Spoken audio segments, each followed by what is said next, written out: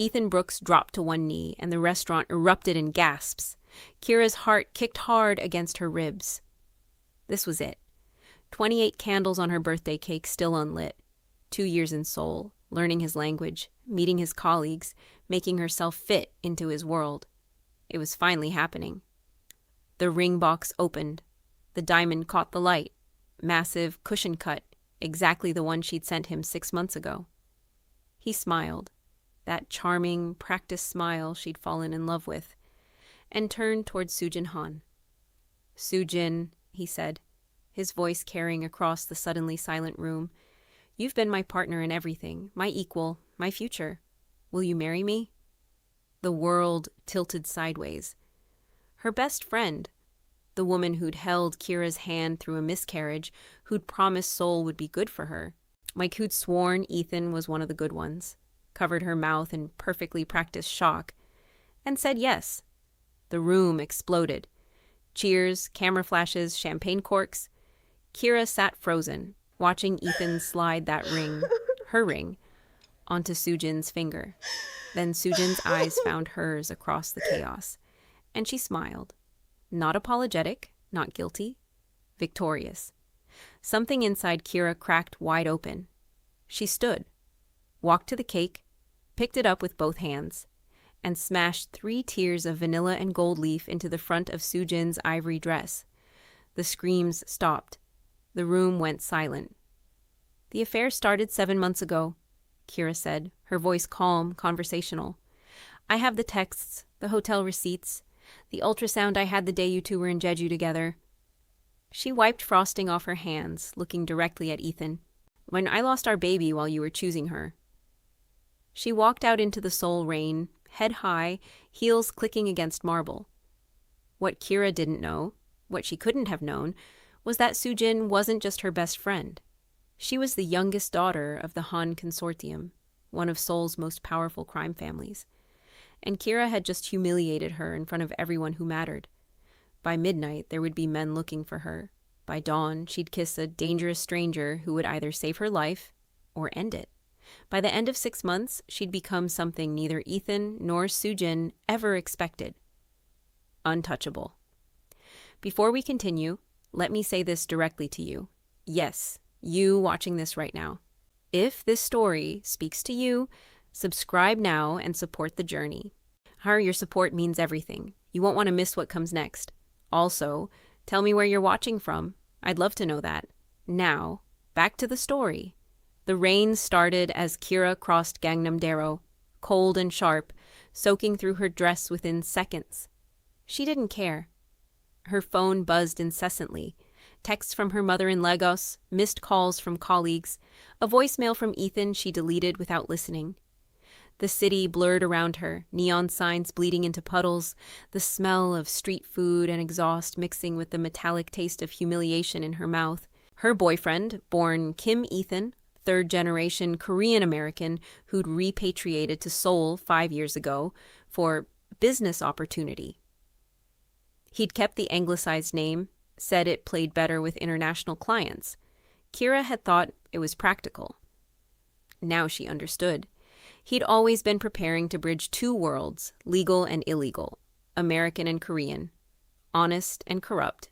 She'd moved to Seoul for him, left her family, her career, her language, learned Korean until her tongue ached, smiled through dinners where she was the only Black woman in rooms full of polite stares and careful English. She'd made herself smaller, quieter, sounded more palatable. And for what? Her feet carried her down a flight of stairs she didn't recognize, into a basement lounge that smelled of whiskey and smoke. Dark wood, low lighting, the kind of place where people came to disappear. She ordered something strong, drank it, ordered another. That's when she saw him. He sat alone in a corner booth, surrounded by empty space despite the crowded room. Dark suit, sharp jawline, eyes that tracked movement with the precision of someone used to calculating threats. He wasn't looking at his phone, wasn't drinking, just watching. Their eyes met. Kira didn't think. Thinking had gotten her engaged to a liar and betrayed by her best friend. Thinking had made her careful, and careful had made her a victim. She stood. walked across the room, slid into the booth across from him. "I don't know you," she said in Korean, her accent thick with alcohol and rain. "And you don't know me. But right now, that's exactly what I need." He tilted his head slightly, studying her. Up close, he was devastating, the kind of beautiful that came with damage. A thin scar cut through his left eyebrow. His hands, resting on the table, were marked with old burns. "You're drunk," he said. His voice was low, controlled. "Not drunk enough." She leaned forward. "Tell me your name." "No." "Good." She kissed him. The room went silent. Not completely. The music still played, glasses still clinked, but the air shifted. Heads turned. Someone near the bar set down their drink slowly. A man in the corner stood, hand moving inside his jacket. Kira pulled back, suddenly aware of the weight of attention pressing down on them. Like the man across from her hadn't moved, but something in his expression had changed. Not surprise. Recognition of a mistake. "You should leave," he said quietly. "Why?" He stood, buttoning his jacket. "Because in about 30 seconds this gets complicated." The door at the top of the stairs burst open. 4 men in dark suits poured down, moving with military precision. They didn't draw weapons. Didn't need to. Their presence was threat enough. The man grabbed Kira's wrist. "With me. Now." They moved through a back door she hadn't noticed, into an alley that reeked of garbage and rain. Kira's heels skidded on wet concrete. Behind them, shouts. Footsteps. "Who are you?" she gasped. "Wrong question." He pulled her around a corner into a loading bay. "That's a better question. Who did you just kiss in front of half the Cheongdam syndicate?" "I don't—" "Kang Jaemin." He turned to face her, backing her against a wall as headlights swept past the alley entrance. "Head of the Kang family, and you just marked yourself as mine." 3 men rounded the corner. Jaemin moved before Kira could process what was happening. A blur of controlled violence. A wrist snapped. Someone's head hit brick, efficient, brutal. Over in seconds. He pulled out a phone, spoke rapid Korean she couldn't follow, then turned back to her. "They're Han Consortium. Your friend Sujin's family." His eyes narrowed. "They weren't here for me. They were here for you." Kira's legs gave out. Jaemin caught her before she hit the ground. "What did you do tonight?" he asked. "I ruined a proposal." "You did more than that." He lifted her easily, carrying her toward a black car that pulled up soundlessly. "In one night, you became a target." The safe house was minimalist. Concrete floors, bulletproof windows, the kind of space designed for function over comfort. Kira sat wrapped in a blanket that smelled like cedar and gunpowder, watching Jae-mun pour tea with the same precision he'd used to break a man's wrist. "The Han family controls shipping, construction, half the waterfront development in Seoul," he said, setting a cup in front of her. "They're also one of the 3 largest criminal organizations in South Korea. Your friend, ex-friend, is the youngest daughter of Han Tae-yang. Ethan Brooks works for their international division. Legal front, illegal back end." He sat across from her. "You weren't a girlfriend. You were a liability. Foreign, visible, easy to discard when the real arrangement was ready." Kira's hands shook around the cup. "They planned this. Probably from the start." His voice was flat, factual. "Moving you here isolated you, made you dependent. When you were no longer useful, they cut you loose, publicly, humiliatingly, to ensure you'd leave quietly. But I didn't. No. You made a scene, threatened exposure, became a problem." He leaned forward. "And then you walked into my territory and kissed me in front of witnesses. Now you're leverage." The tea tasted like green jasmine and ash. "So what do I do? You have 3 options. 1, I put you on a plane to Lagos tonight. You disappear. They probably leave you alone." He paused. "Probably. 2, you go to the police, tell them everything. But hope they believe you. Hope the Han family doesn't have half the department on payroll." His expression made it clear what he thought of that option. And 3? Jaemin's eyes were dark, unreadable. You stay, under my protection. We announce an engagement, make you untouchable. Why would you do that? Because 6 months ago, my father was killed. Car bomb, professional hit. We traced the order back to Han Tae-yong. He said it without emotion, like reading a grocery list. The Kangs and the Hans have been circling each other for 3 years. You humiliated his daughter, made their arrangement public. That's leverage I can use. So I'm just a weapon to you. Yes, no hesitation. But you'd be a weapon with a shield. And in 6 months, when this is over, you walk away with your life and enough money to start over anywhere you want. Kira stared at him, at this beautiful, dangerous stranger who'd killed for her without hesitation. At the life she'd built in Seoul, her apartment, her job, her carefully constructed future, all of it gone in one night. She thought about Sujin's smile, Ethan's practiced proposal, the weight of all those eyes watching her break. I have conditions, she said. Jaemin raised an eyebrow.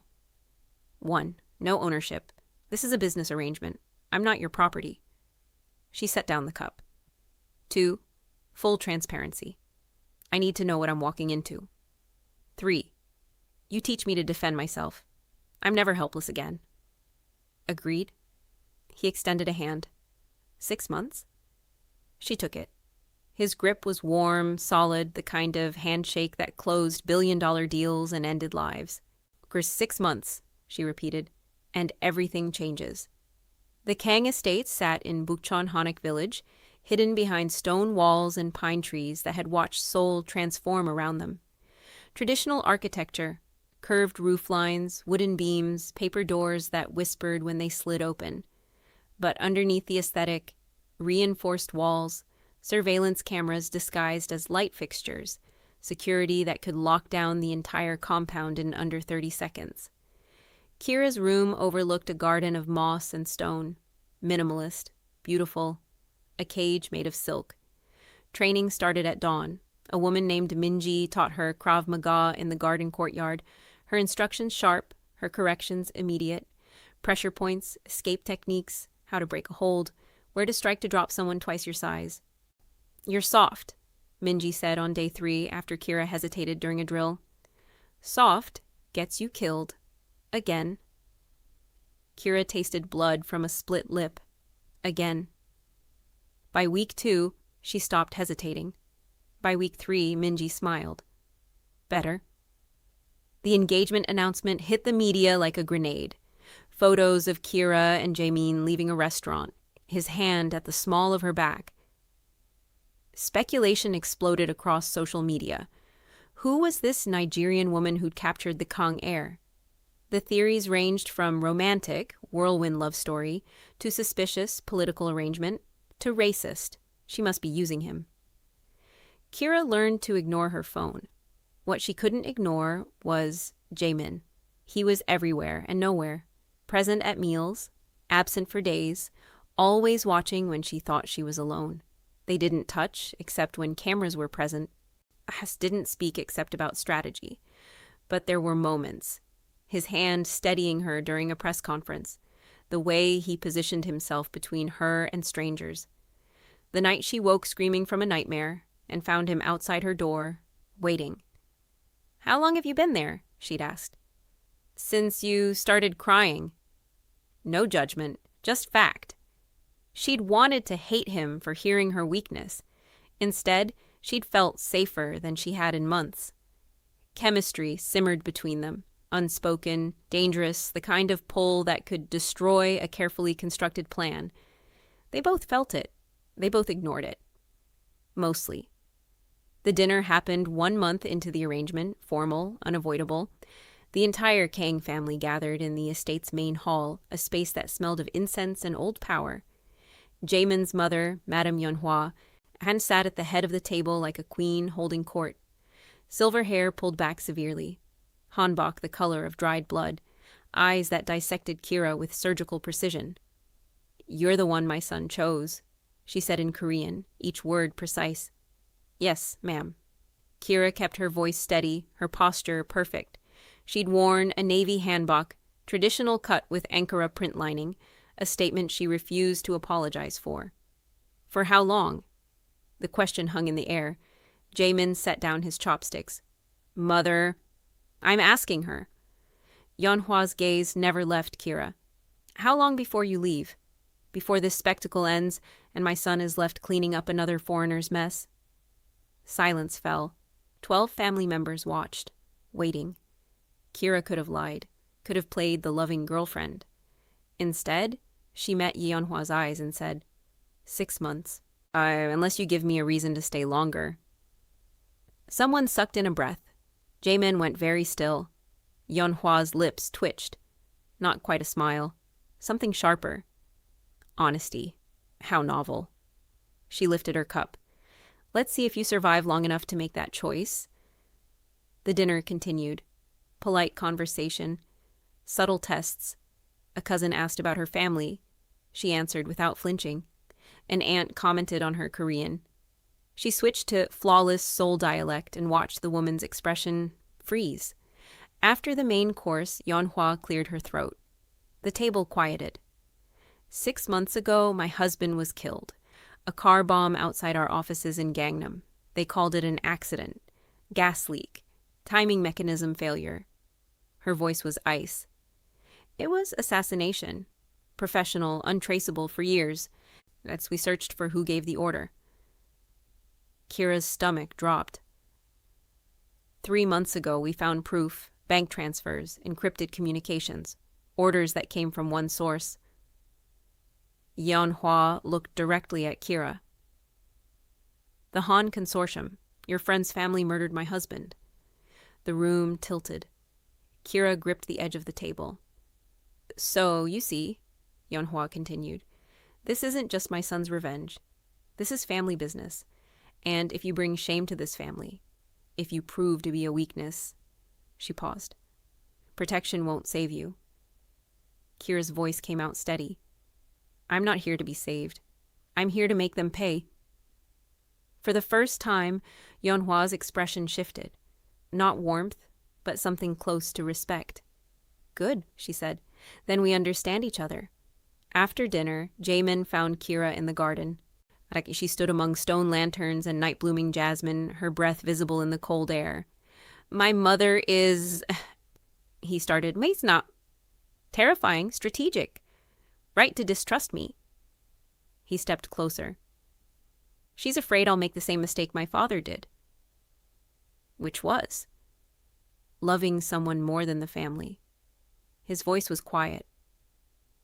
He was soft with my mother once. That softness got him killed. Kira turned to face him.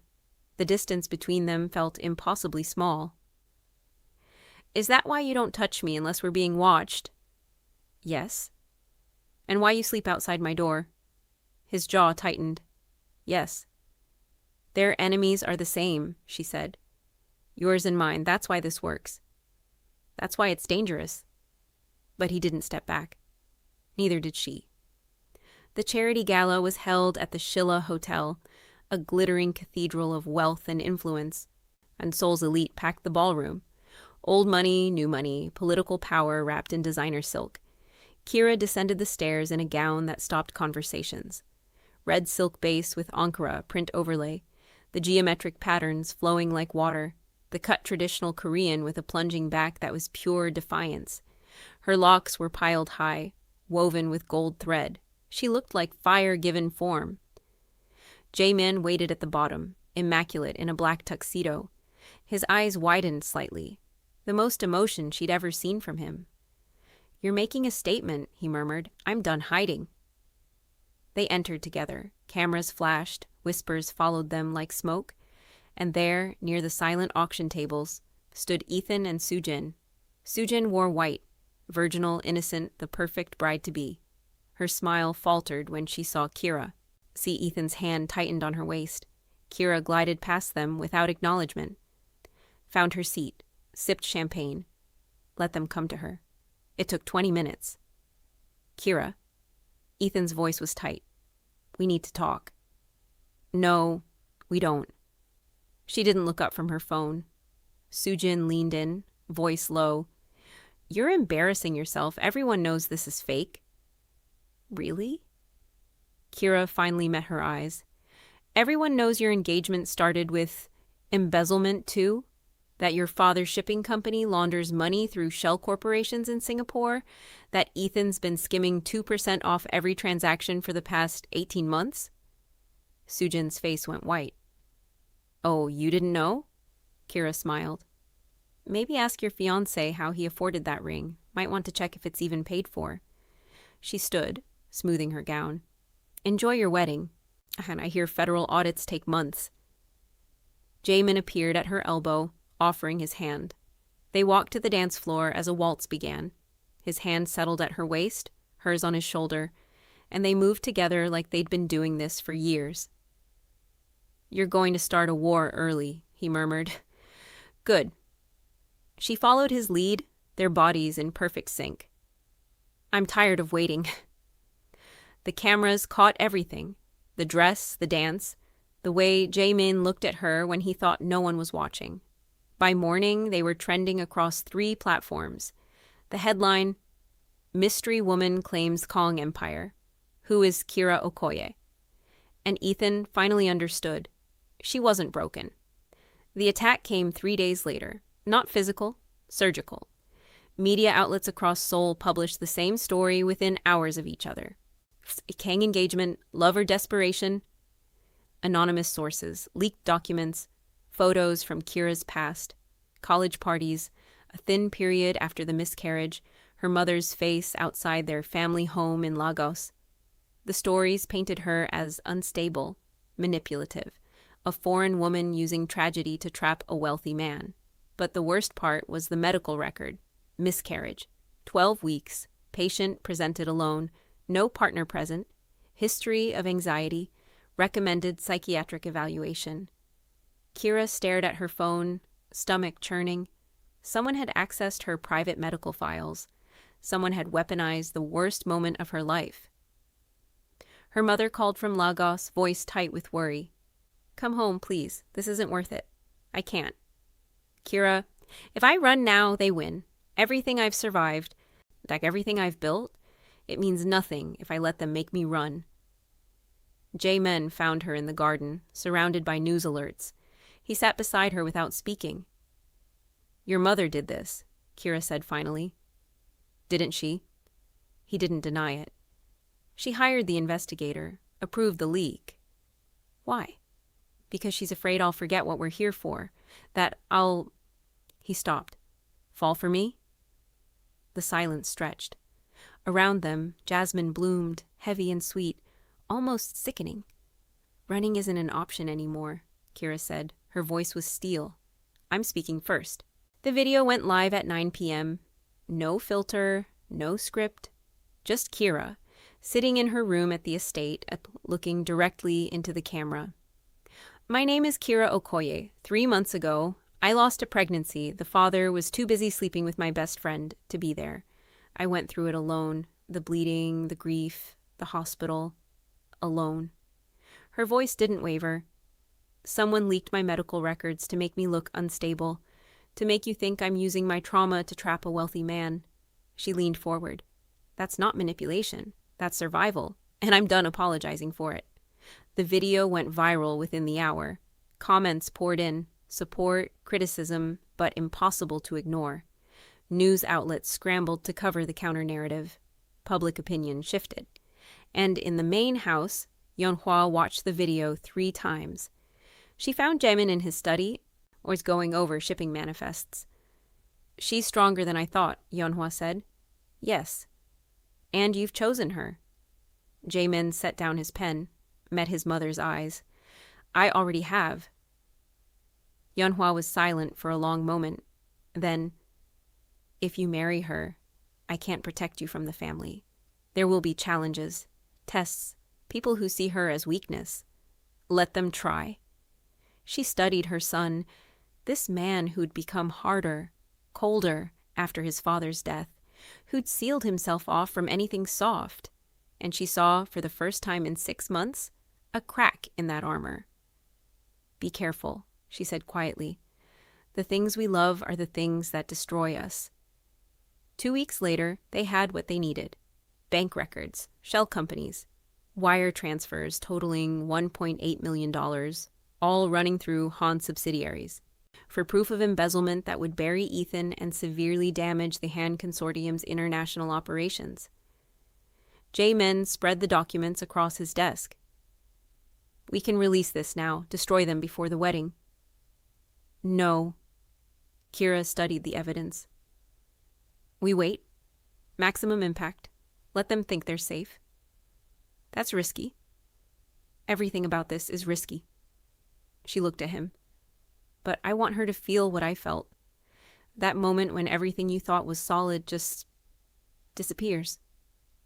He understood. Of course he did. Training intensified. Minji pushed harder. Kira's body changed. Leaner, faster, dangerous. She could disarm someone now, break holds, fight back. But it was the emotional walls that were harder to maintain. Late nights, they worked side by side, preparing evidence, building the case, coffee going cold, and Seoul spreading out below them through bulletproof glass, and the space between them growing charged, electric, impossible to ignore.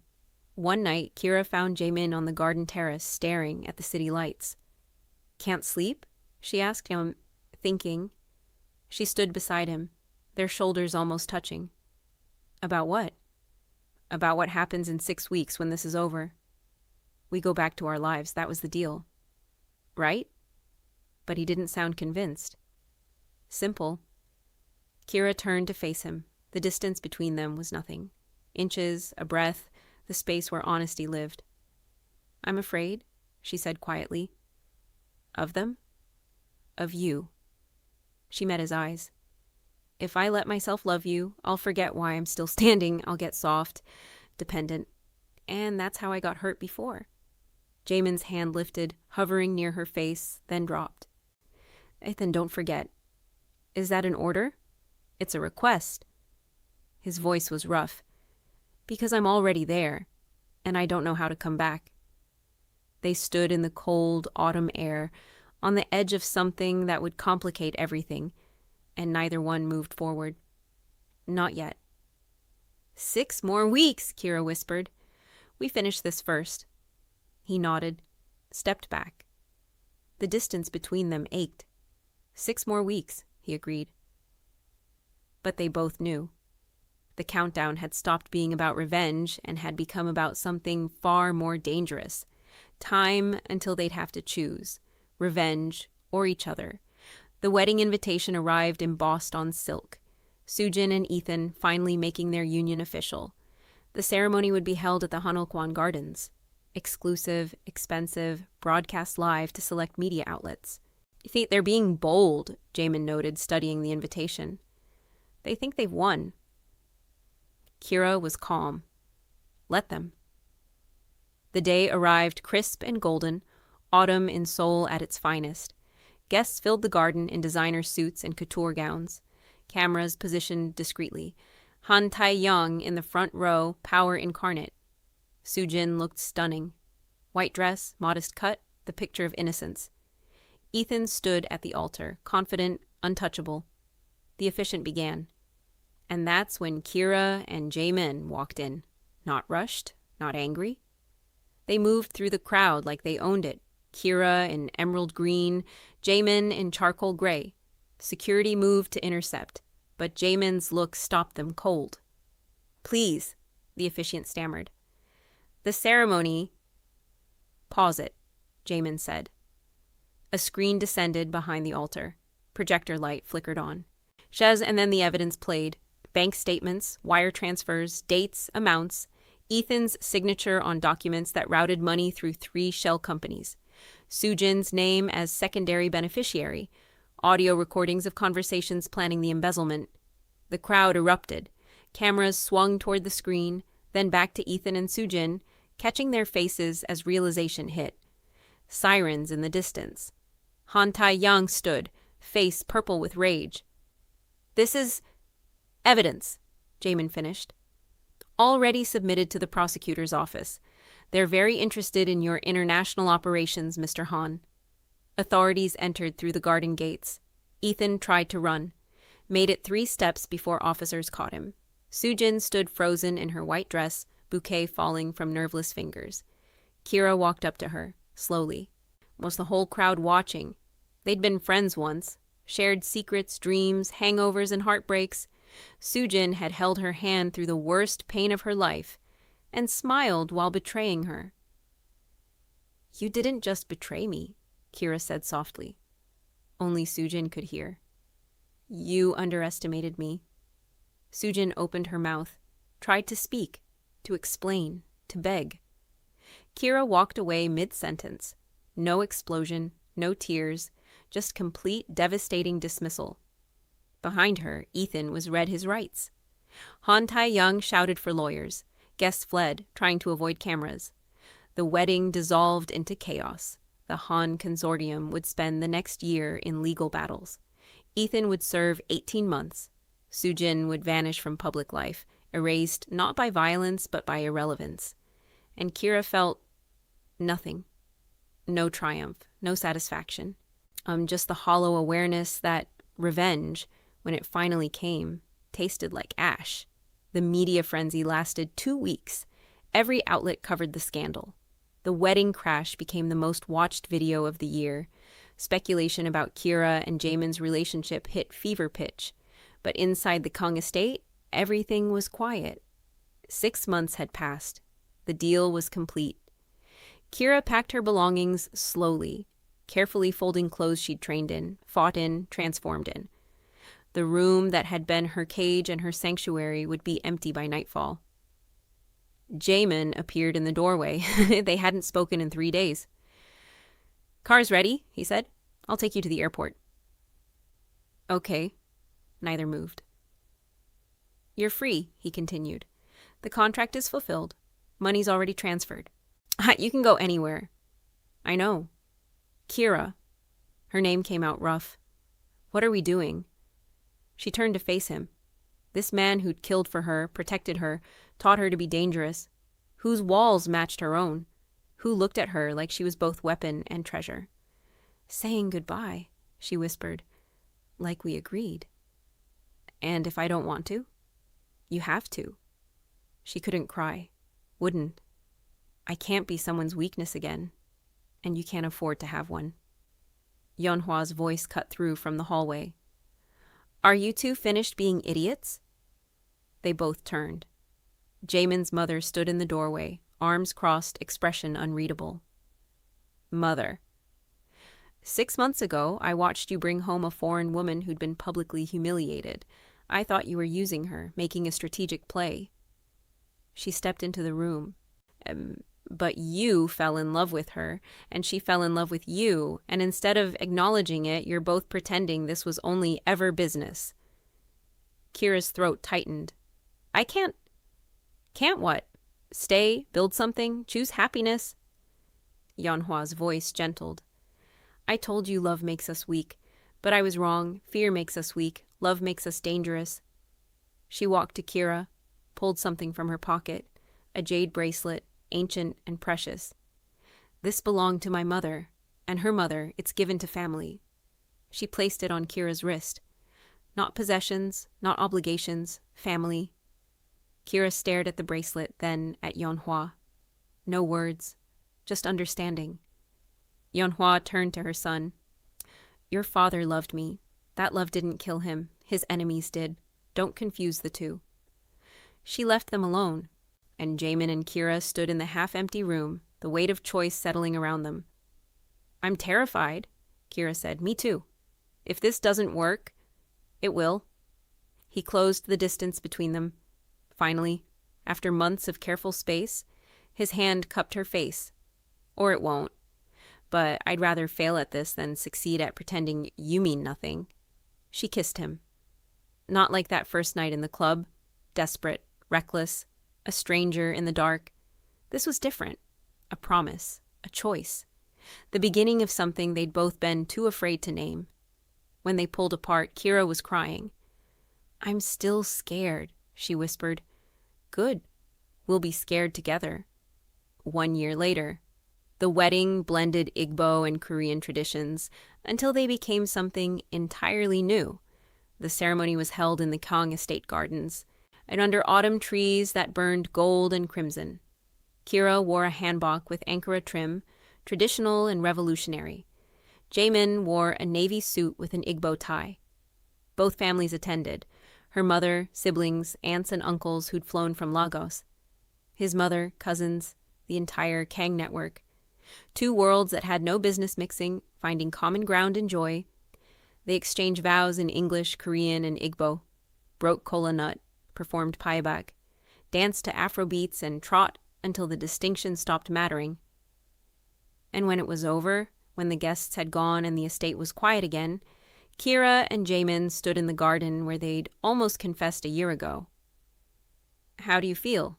he asked. "Dangerous." She smiled. Untouchable. Because that was the truth. She'd arrived in Seoul 2 years ago. Soft, trusting, and willing to make herself small for love. She'd been betrayed. Destroyed. Left with nothing. But she'd rebuilt herself from ash and rage into something sharper, stronger. She'd learned to fight, to strategize, to stand in rooms full of power and not blink. She'd become a leader within the Kang organization. Her strategic mind and fearlessness earning respect that had nothing to do with being Jaemin's wife. She ran operations, made decisions, terrified and inspired in equal measure. She hadn't just survived betrayal. She'd become untouchable. And standing in that garden, jade bracelet on her wrist, husband at her side, surrounded by family that had chosen her just as she'd chosen them, Kira finally understood. This was never about revenge. It was about becoming someone who could never be broken again. The wind shifted, carrying jasmine and rain. Somewhere in Seoul, in a small apartment far from the glittering towers, Sujin watched the wedding coverage on her laptop and felt the full weight of her mistake. But that was no longer Kira's story to tell. She was done looking back. So that's Kira's story, from a woman who lost everything in one night to someone who rebuilt herself into something unbreakable. But here's what I want you to take away from this. Betrayal doesn't have to be your ending. It can be your beginning. The moment when you stop shrinking yourself for people who were never going to choose you anyway. The moment when you decide that surviving isn't enough, you're going to become dangerous. Kira didn't just get revenge. She became someone revenge couldn't touch. If this story resonated with you, if you've ever been betrayed, underestimated, or cast aside, I need you to do something for me right now. Hit that subscribe button. Drop a comment and tell me, what would you have done in Kira's position? Would you have taken the deal? Would you have walked away? Or would you have done something completely different? And if you know someone who needs to hear this story, someone who's going through their own betrayal right now, share this with them. Sometimes we need to see someone else rise before we remember we can too. Next week, we're bringing you another story. Another journey from broken to unbreakable. You're not going to want to miss it. Until then, remember, you're not defined by what was done to you. You're defined by what you became in spite of it. I'll see you in the next story.